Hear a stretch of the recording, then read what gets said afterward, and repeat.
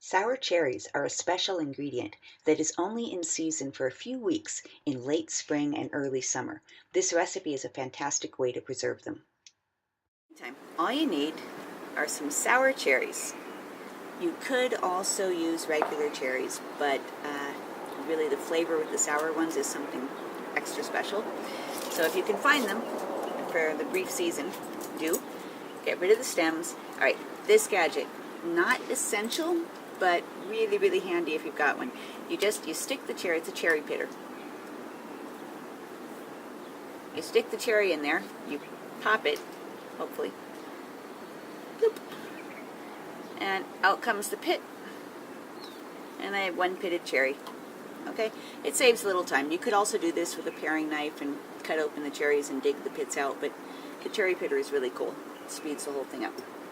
All right, into a clean jar. Does not have to be a sterilized jar, but does have to, oh, that one flew right at me. But does have to be clean. And when I've got a layer of these, then I'm going to cover them with some sugar. Now, I know, white sugar, yuck. But trust me, the final product, you are not going to be tasting a whole bunch of nasty white sugar. This is actually going to ferment. It's not just the sugar preserving the cherries, there's actually going to be a fermentation process. And a lot of that sugar is going to get used up in the fermentation process. And what you'll end up with is a tangy, both from the cherries, tangy from the fermentation, lightly sweet but not crazy sweet. Really, really good. Pack them way down. Going to give that one last sprinkle of sugar.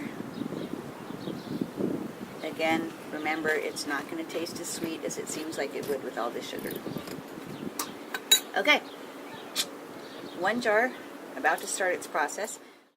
Cover the jar loosely with a cap and unscrew that cap at least once a day to allow any gases to escape. Also put a small plate or a tray under the jar to catch any overflow that might occur during fermentation.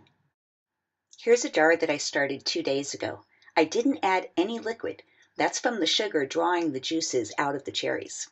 And every day for 2 days, I've been opening this jar a little bit to let out some of the gases that have built up from the fermentation.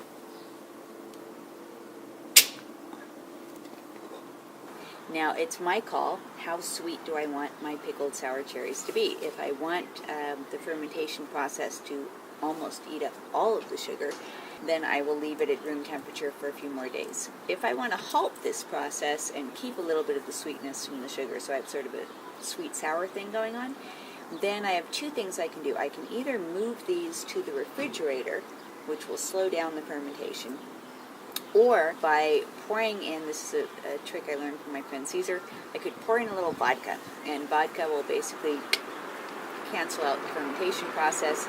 So I actually prefer not to do the vodka trick. I'm going to let these ferment out until they are tasting good to me, and then I'm going to transfer them to the refrigerator. Shout out to my friend Ann Fiffield, who introduced me to the combination of pickled sour cherries and cheese. They are dreamy with camembert or feta.